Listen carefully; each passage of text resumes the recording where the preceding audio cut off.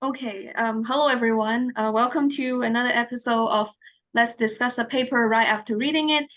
Today we have four people.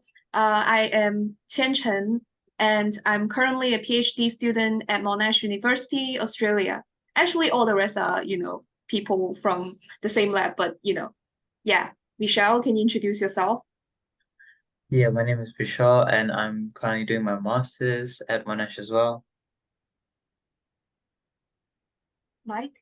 I'm Mike. I'm a prospective PhD student in Nao's lab, and I'm in the same lab as everyone else.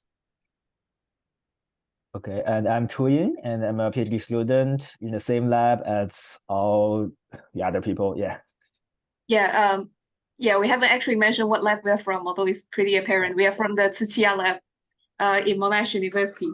Okay, so today we are going to discuss a paper, and then oh, we read the paper 2 hours ago, and then we will now come back to discuss it. So the paper we read and is going to discuss is by Tim Bain and colleagues, published this year on Trends in Cognitive Sciences, titled Consciousness in the Cradle on the Emergence of Infant Experience. So by reading this title, we already know that this paper is on, and also this is a review paper. Anyways, by reading the title of this review paper, we already know that this paper is going to talk about a very controversial and difficult research topic, which is when do infants start to be conscious and what it is like to be an infant when this kind of conscious experience first emerges. Here, the author kind of defined consciousness in infants as a very primitive form of experience, which is basically to have any kind of subjective experience, what it is like property, what it is like to hear mother's voice, what it is like to see someone's face. So this kind of subjective experience. This topic about consciousness experience in infants is actually very difficult and controversial because, first of all, we cannot really rely on our introspection to have any kind of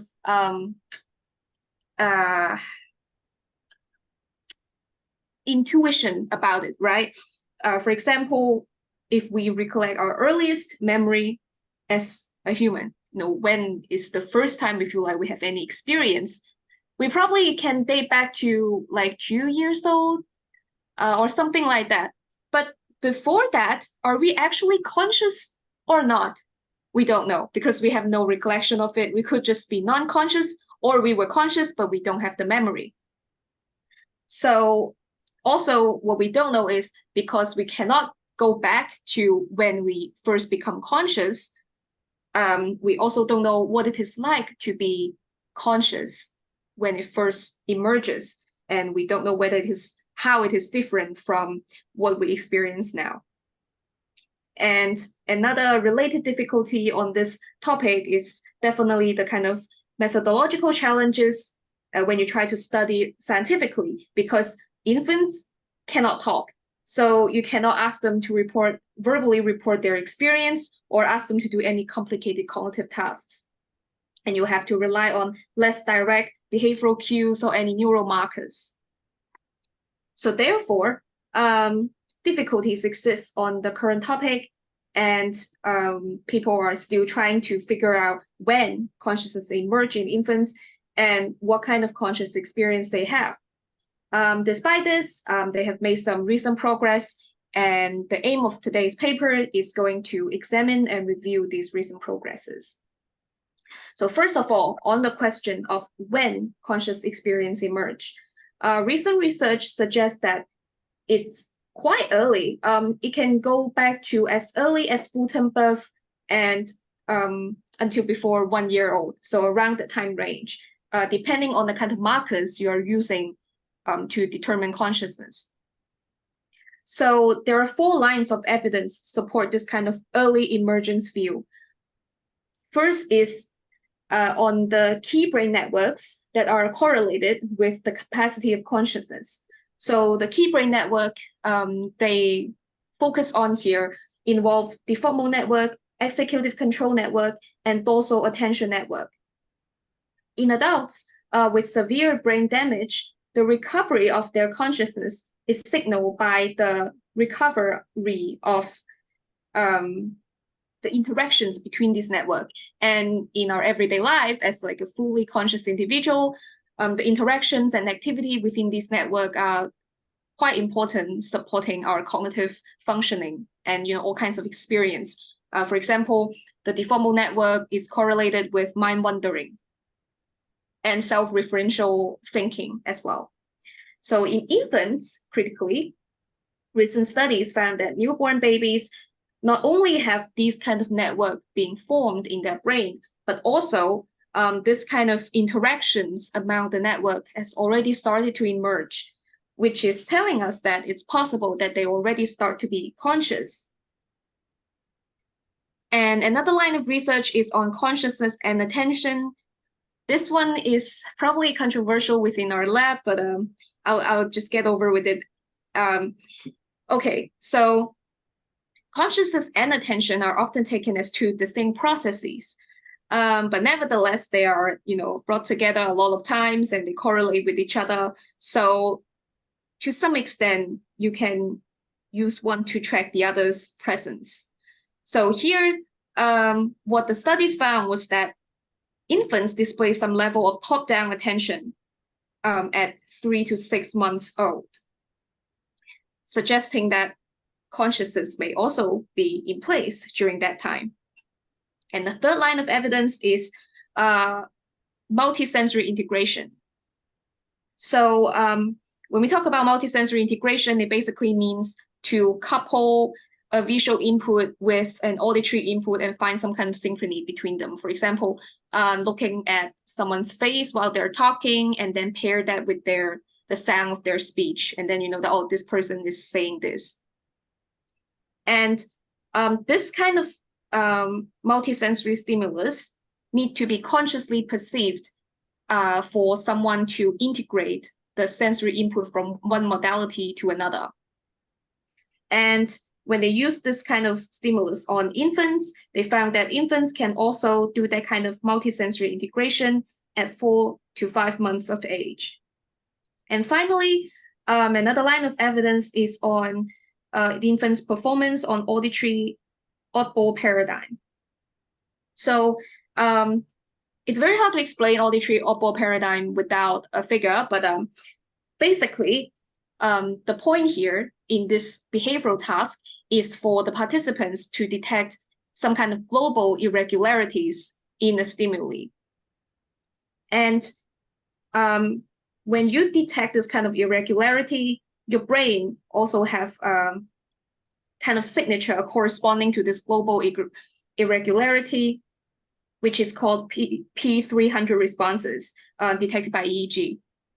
And what's interesting about this P300 responses is that it correlates with, it would suggest the presence of consciousness. For example, for people with minimum consciousness state, they will show this kind of P300-like responses compared to someone who's in coma.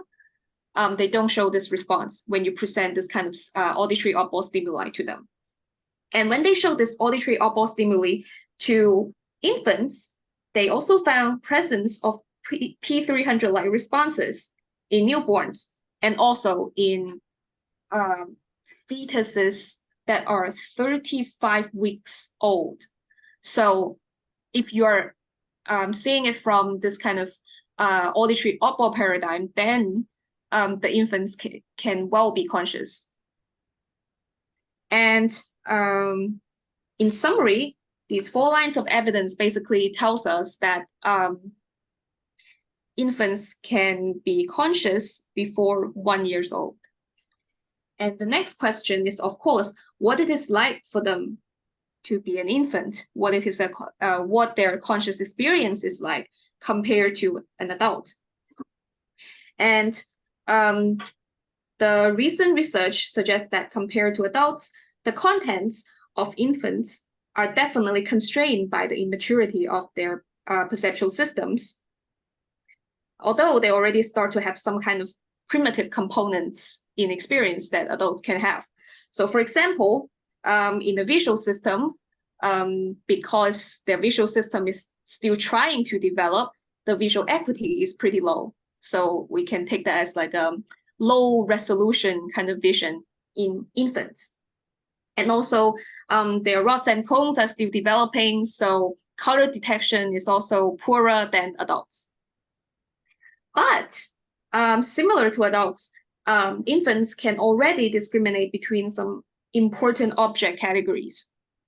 For example, faces, scenes, and bodies. And another modality is auditory system, in which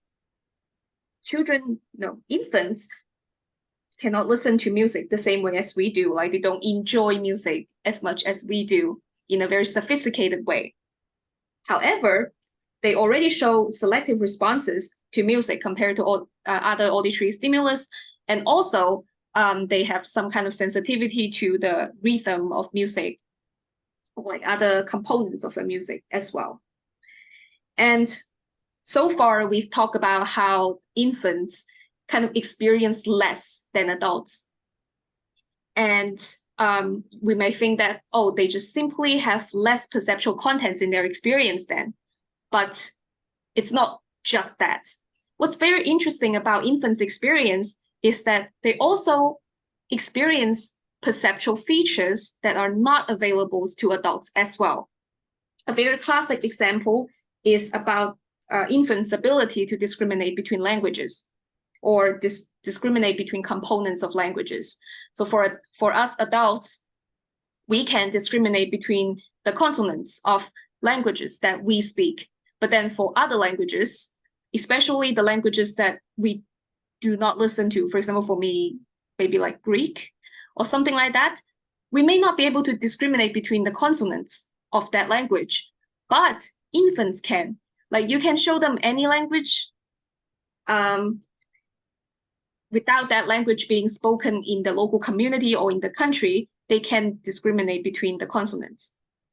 But they start to lose that ability at around 7 months to 10 months of age.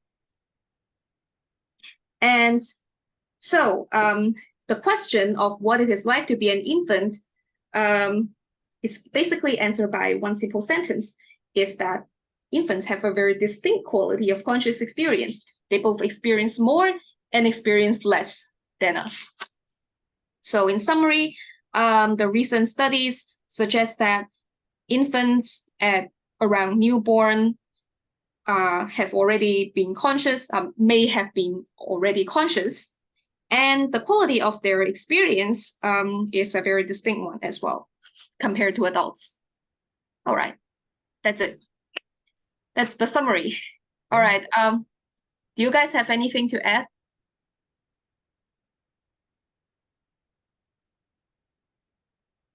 Did you already talk about you already talked about the limited attention, right? So not really. Limited attention. Yeah, it seems to that they have more limited attentional resources, if my memory is correct. Oh, that one, you mean the attentional blink? Yes, yes. I didn't talk about that. Yeah, they list many things that are distinct in infants, and I only mentioned a few. So this attentional blink one is very interesting.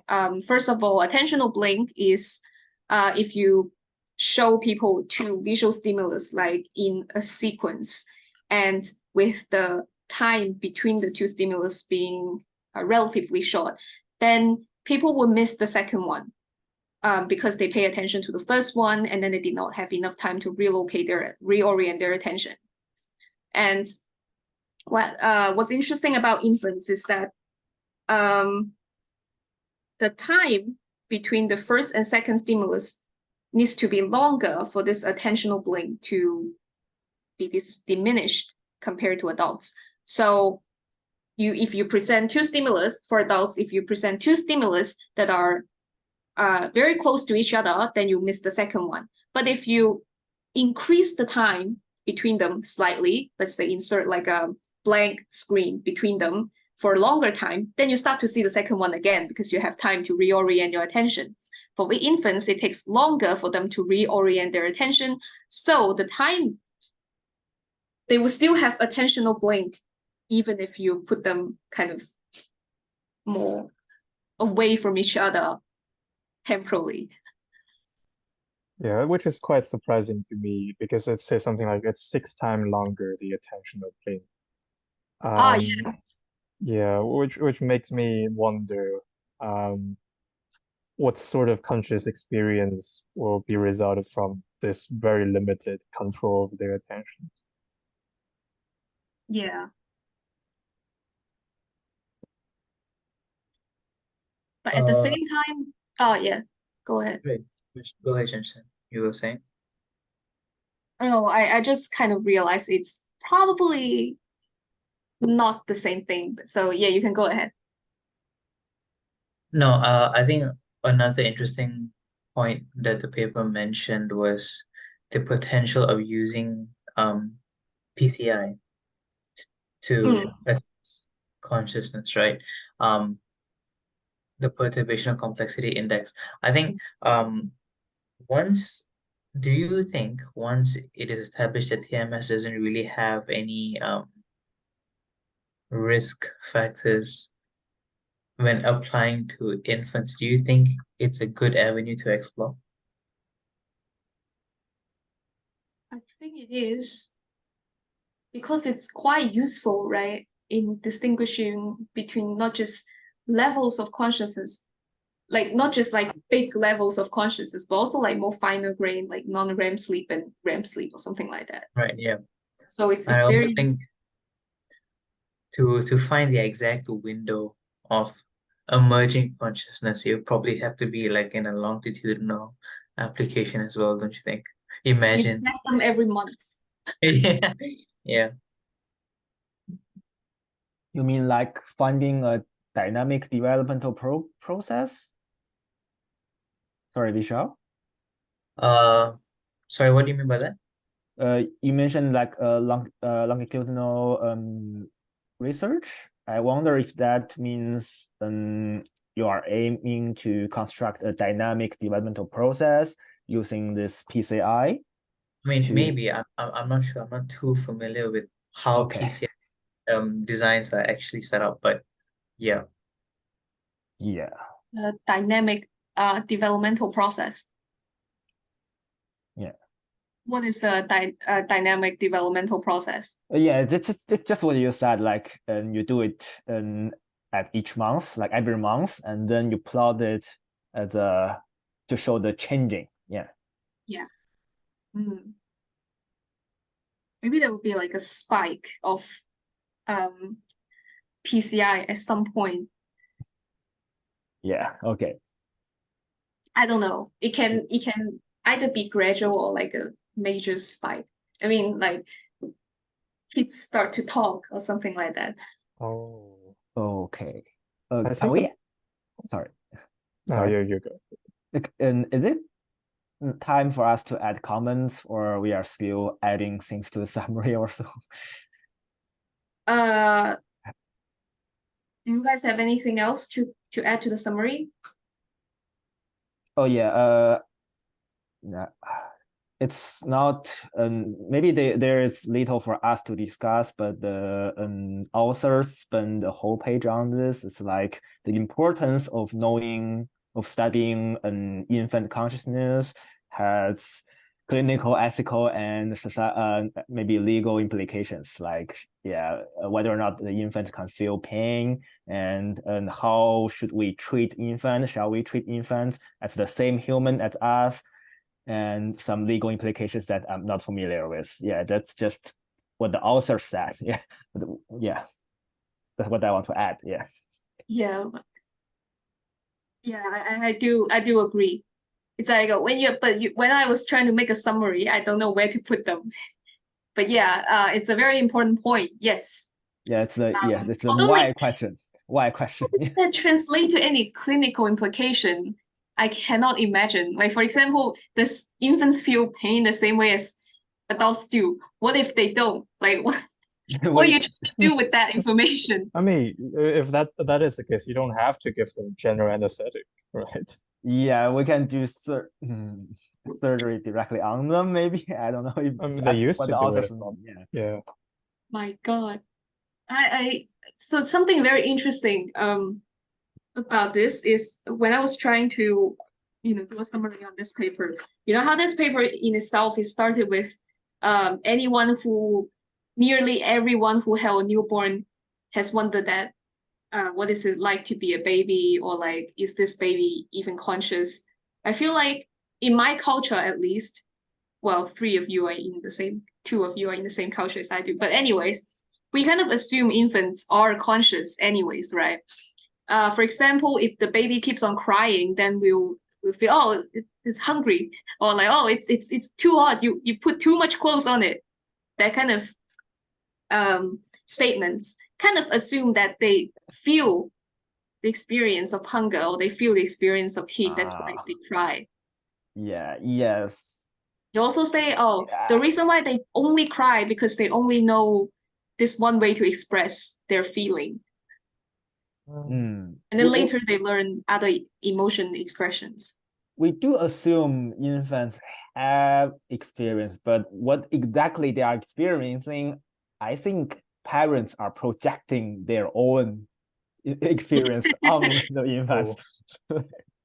It's not what actually infants are experiencing. That's what I think. Yeah, exactly. So that, putting too much clothes example is like real life experience. Because there's this one time I was on the flight, and then with my mom, and then there was a lady, with her newborn, and then the newborn just could not stop crying in the middle of the night, and then we were just like, oh, we're dying. But then also, she's a new mom, we cannot complain too much. And then after a while, my mom observed the baby, and then she's like, she's wearing too much clothes. That's why she's crying. Oh my God. For God's sake, take off some clothes from her so that she can stop crying.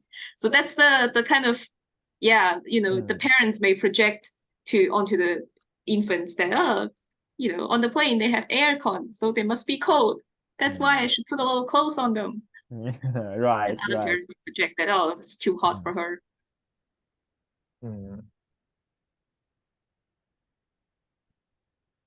Anything else to add in the summary? Or anything? Yeah.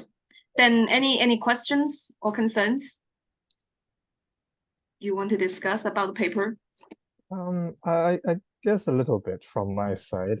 So they also talk about perceptual narrowing as the baby grows into the 10 months old, I think, including speech discrimination and facial discrimination. They seem to lose their ability to do some of them.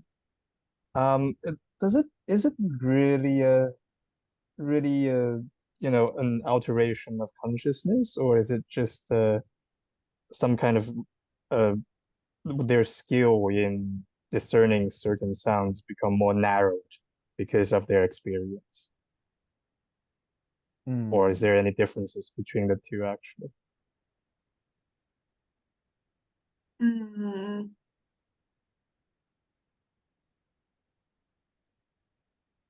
I guess maybe,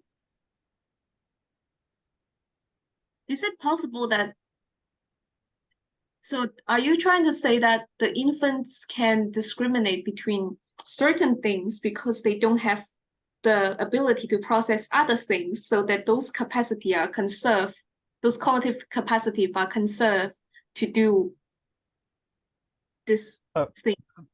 Sort of. Perhaps I didn't explain this right, but it seems that the infants are born with certain skills, right, in discerning these vowels from certain sounds.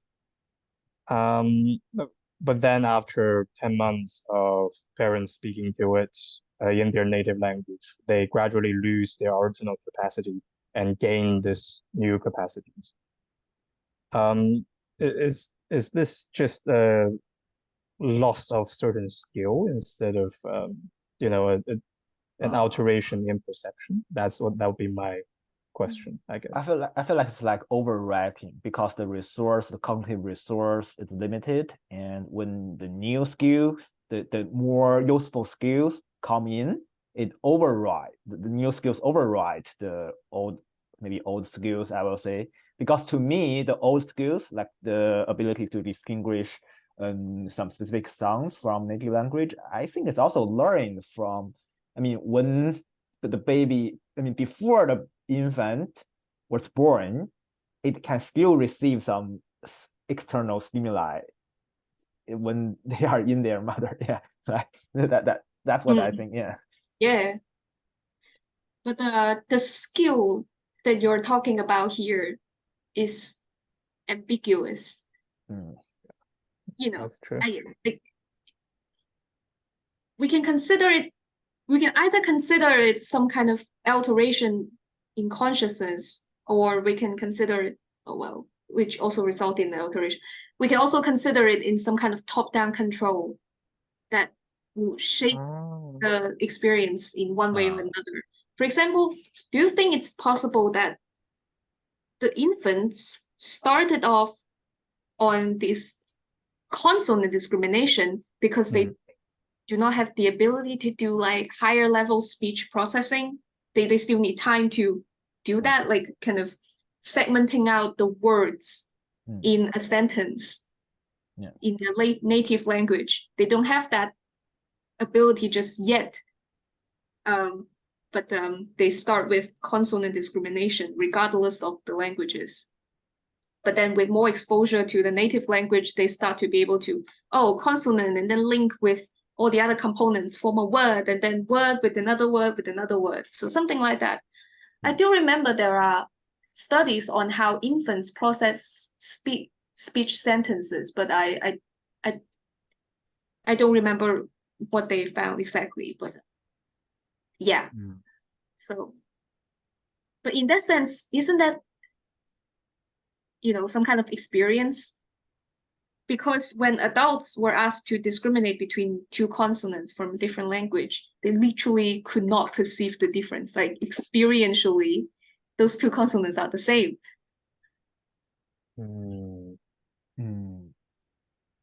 Right. Yeah, I kind of see what you mean. Like for adults, they have no control over whether they want or do not want to differentiate the differences. They just don't have the capacity to do so. And it may be the same for a baby as well. No, but also, is there a need to differentiate between consonants and for vowels at a later age? So if you think about it, during infancy, you have neurogenesis, but you also have synaptic pruning. And obviously, the networks that are not being used will be just pruned off. So it's only natural you lose certain abilities that are not being used at all, right? So yeah, I'm not sure how indicative it is of consciousness rather than just neurodevelopment. But yeah, I don't know. But if that two consonants do appear as different to the babies, then it's a difference in experience. But again, the infants don't talk. You don't know. Yeah, I mean, it could be just a base, like not really base, how you say, like a default set of networks, right? That individuals are just born with, but never really put into practice. I don't know. So It's like a RPG game when you start off receive the character in its base stat, and then you can build it into different skills, right? You can do like a magic build or like a physical build. It's just like infants started off being able to discriminate consonants from all languages, but then you later it starts to speak Chinese or then speak English. It's just like it developed that character into either a physical build or tank or whatever, right? It's and possible. then you just at some point you just don't care about if you look for a physical combat character, then you will for the magic stats are more important. no, but if you think about it, that also calls into the question of whether beings or like people or any organisms have a fundamental network that is like pre-programmed based on genetics for language, right? Their own respective language. And then it just adapts and changes. is it Chomsky who said something like that? But I learned that from like undergrad psychology. I don't remember very well. I do remember what he said about humans are kind of have like some kind of inbuilt system for learning to pick up languages. Acquisition device, yeah, like Yeah. Hmm. So yeah, it's very well possible. and there's a specific time window to acquire new languages. Yeah. After that, I mean, it's at older ages, and we learn language much more slower. Yeah. Mm.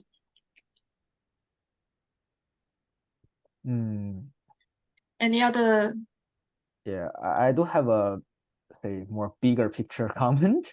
Like, at the end, the author said, it's a I find the term. It says they are a theory neutral approach, a theory neutral review. Yeah, it's not a strong paper. By strong, I mean it doesn't strongly say, yeah, this view is more plausible and we support this view. It's not a strong paper like that, but it does mainly provide evidence for the early onset view. You see, yeah, the early onset view. So I feel like it's the early view is what the authors support. And if it's really a theory neutral paper, it should at least discuss the main conflict between the late onset view and early onset view. From this only 2 paragraphs about the late onset views and early onset views, I feel like yeah, take a step back. Sorry, for the late onset view, it doesn't only have to show that consciousness appears at a later age, but also it has to show that at an earlier stage there's no consciousness. So it's much harder for the late onset views. And I feel like the main conflict here is the definition of consciousness, because what the authors mentioned something called shareable knowledge, and I feel like this term it's not agreed by the early onset views. So yeah, that's what I think the author should spend more words or effort on this to claim they are writing a theory neutral review. Yeah. I think you have something to say? yeah, I agree with what you said. So I didn't look at the concluding remarks because I didn't have time. But Okay. I didn't know they argue for theory neutral review. But I wonder what kind of theory neutral they are going for. Is it like neutral on the theory of consciousness or neutral on the infant consciousness theory? But if it's neutral on infant consciousness theory, then I am not sure about that. However, the late onset views. Sorry, they said to infant consciousness. They clearly said this review has taken a theory neutral approach to infant consciousness. They have 1 paragraph on late onset view. This is literally the last sentence of this paper. Yeah. They claim we have taken a theory neutral approach to infant consciousness, but I don't think they are doing so. Yeah, I agree. They have like 1 paragraph on late onset views. Yeah. Like one paragraph. But I guess the late onset view and early onset view isn't really a debate per se, because as they point out later, this is inherently a debate on theory of consciousness rather than infant consciousness, because these late onset views tend to first define consciousness as some kind of higher level cognitive functioning. For example, the capacity to represent mental states and also contents of consciousness with shareable knowledge. I don't know what they actually mean, the original author actually mean, but it points to some kind of high level processing. But the focus of infant consciousness in this very paper is about primitive form of subjective experience, right? So it's different from this higher level cognitive functioning. So yeah. So I guess there's no late onset views on primitive subjective experience. Then there's no late onset views on infant consciousness following their definition. Yeah. I see. That makes sense. Yeah. Yeah, I think the author, when they say theory neutral, it really seems to be talking about among the four conscious series, ID, global workspace. They don't want to take a side because everybody are saying different things and they don't want to decide who's right, who's wrong. So I think that's why they mentioned their cluster approach, where they just use a bunch of messages and see whether they converge and when do they converge. Yeah. But by the way, I don't like that theory first approach because those four theories are all about the definition of consciousness. If we know the definition of consciousness, it's straightforwardly clear whether or not infants have that consciousness.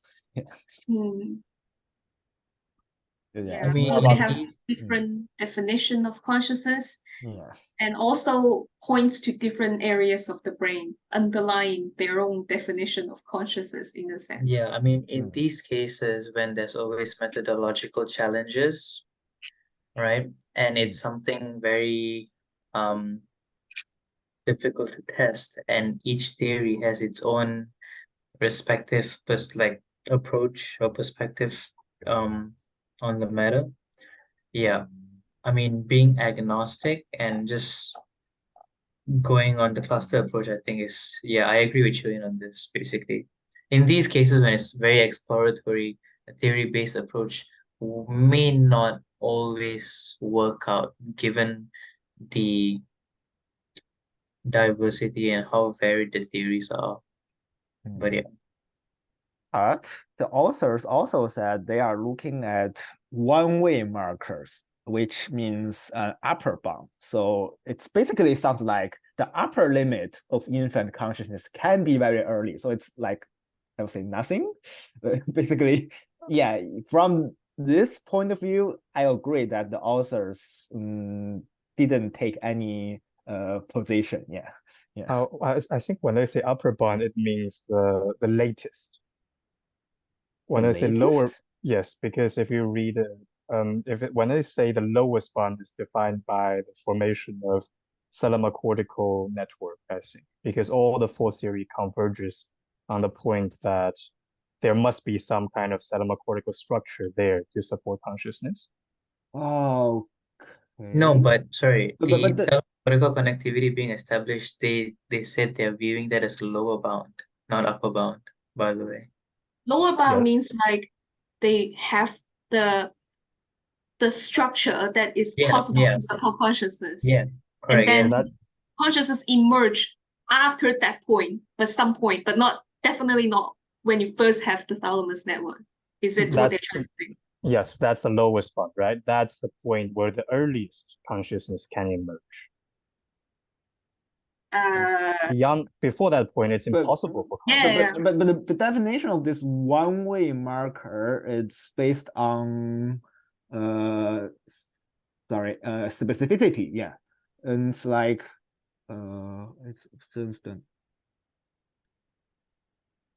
its absence does not correspond with the absence of consciousness. Okay. They're basically being very lenient here. So this marker, when it is present, then consciousness is there. But its absence doesn't mean consciousness is not there.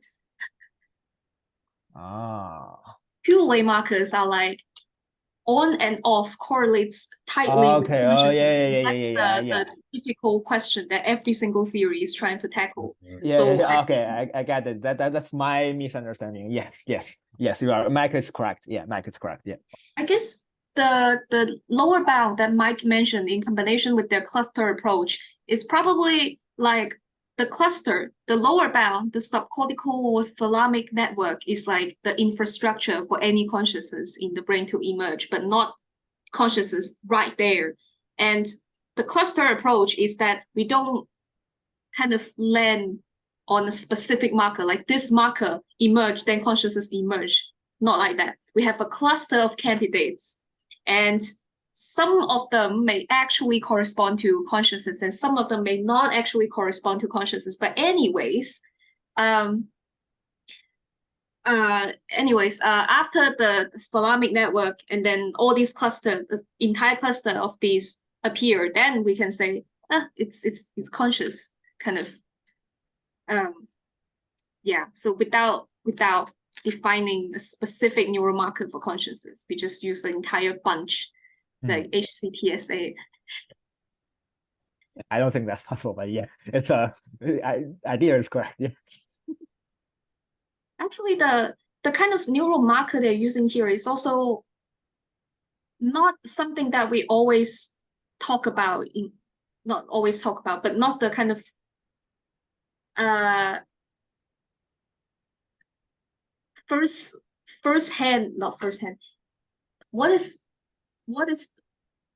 so not the first one that we always mention, like whether it's in the posterior hot zone or like in the frontal. They talk about the DMN and executive control network and dorsal attention network. These, I don't know. We don't talk about these kind of activities in this network in relation to consciousness that much, right? We kind of say it modulates conscious content, but I mean, we talk it's about the too- attention networks sometimes here and there in our debates. It's too broad, right? If you mean Yeah. computational, I think computational features, I think it's too broad. How can we make it one feature from the DMN activity? I don't know. No, it's not like we talk about, DMN. We've never heard about DMN network being the marker of consciousness, right? Yeah. Also, right, right. I don't know about global workspace, but I don't think they argue for executive control network. Do they argue for executive control network being a marker of consciousness? I think probably some of the components within that network is what they're arguing for. Yes. Because that involves interactions, in the frontal and then parietal kind of regions. And that's something that they do argue for. Yes. Right. No, but they do tie in the discussion of consciousness and or the discussion of the default mode network and the frontal parietal networks and how it links to consciousness, right? So Yeah. they mentioned that in the context of anesthesia, and disorders of consciousness following brain injury. So like the first time I heard about DMN playing a role in this. yeah. Because usually we kind of, my experience with, DMN network in, research papers is almost always in kind of clinical mental health kind of Yeah, but it also appears in some consciousness, Mind some wandering, injury, right? conscious Mind injury. wandering is the right. mind wandering is the most frequent discussion when you talk about the default mode network, right? Right. Yeah. So it is related to consciousness to a certain extent. So yeah. Yeah.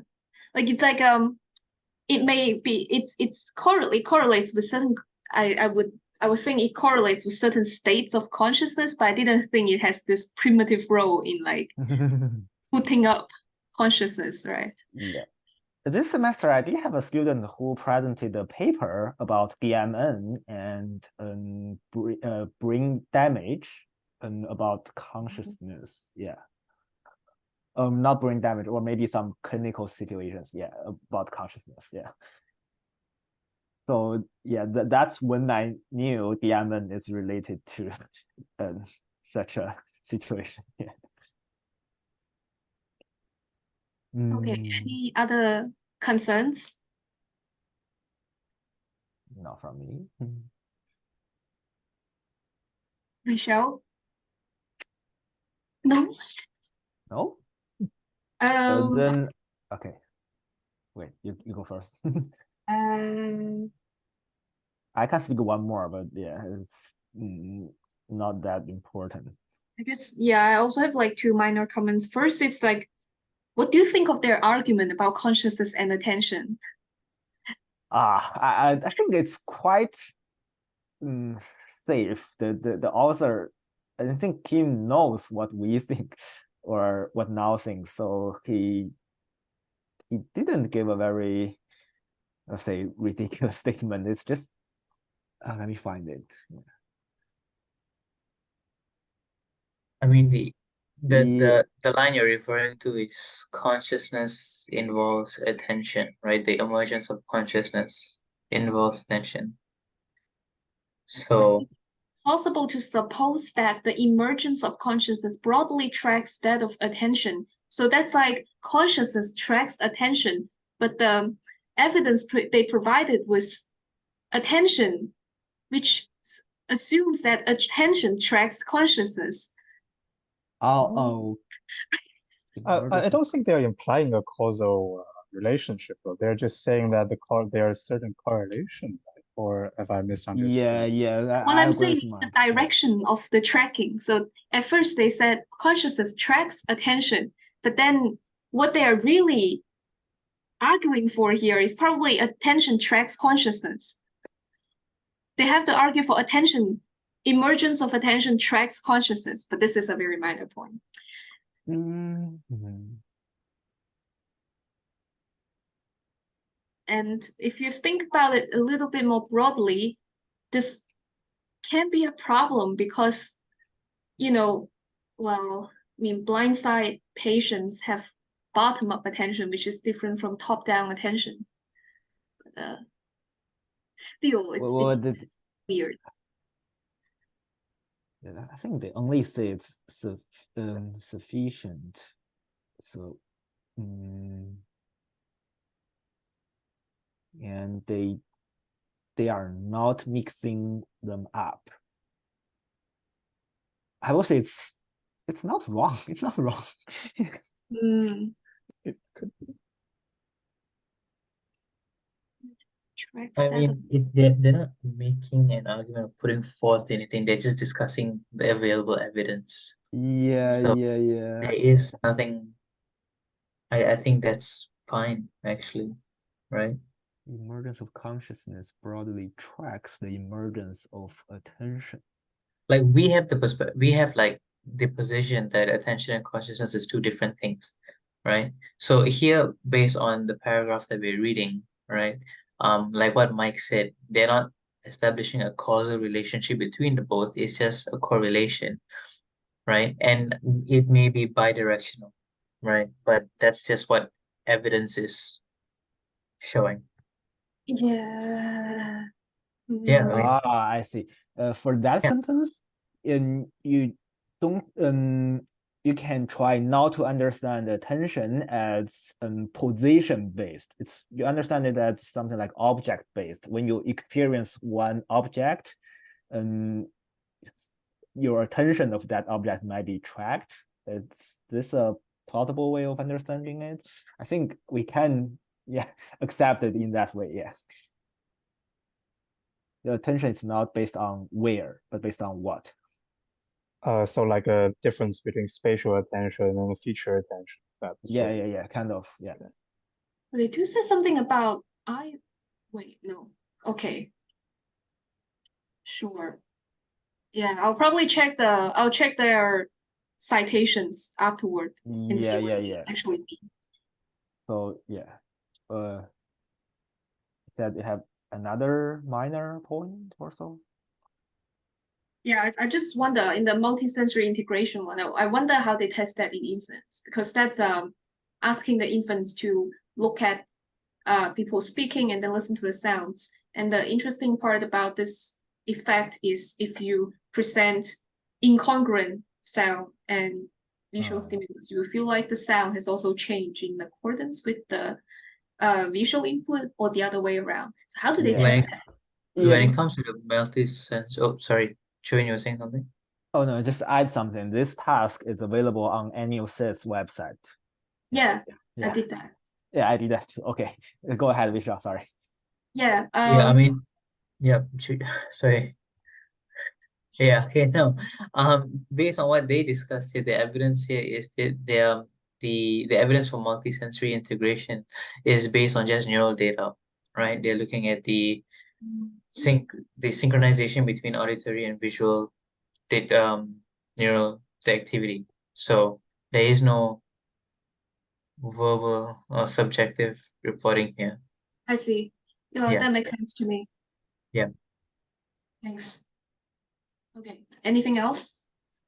A minor point from me is I think the issue, if we don't consider the ethical questions, I think the issue of infant consciousness is very close to animal consciousness based on the, I mean, in terms of the methodology.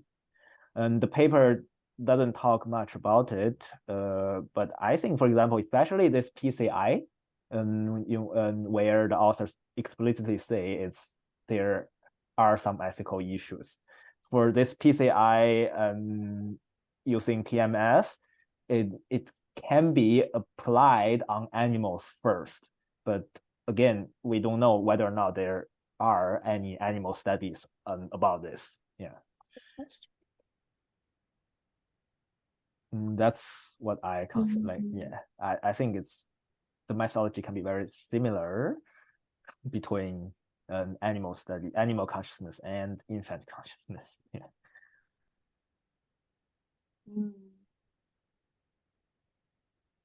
Yeah, I'm not sure what kind of animals can be very similar to infants. I mean, you can use maybe baby chimpanzees, but I heard that recently they have banned using some kind of very close to humans kind of chimpanzees from using in experiments. So we don't know. Yeah, I say because the author said the reason of not using this TMS on an infant, it's the clinical risk is unknown. So I think if we use animal, we probably can skip those clinical risk. But I'm not sure about animal ethics. That's what I guess. Maybe some animals can, yeah, can be used. Yeah.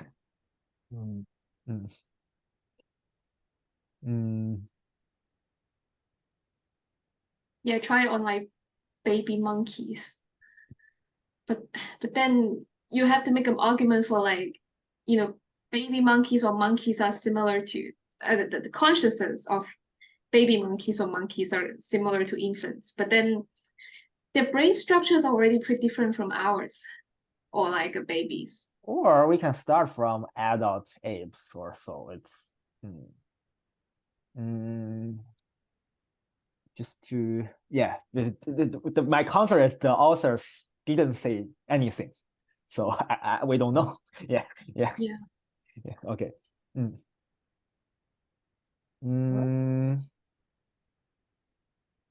Anything else? If nothing, I think there's a question that Vishaal might be interested in. You see, Sorry? Sorry, I see there's a question that Vishaal will be interested in. Like, it's on it's under the outstanding questions. Do infants dream, and if so, of what? That is the question, isn't it?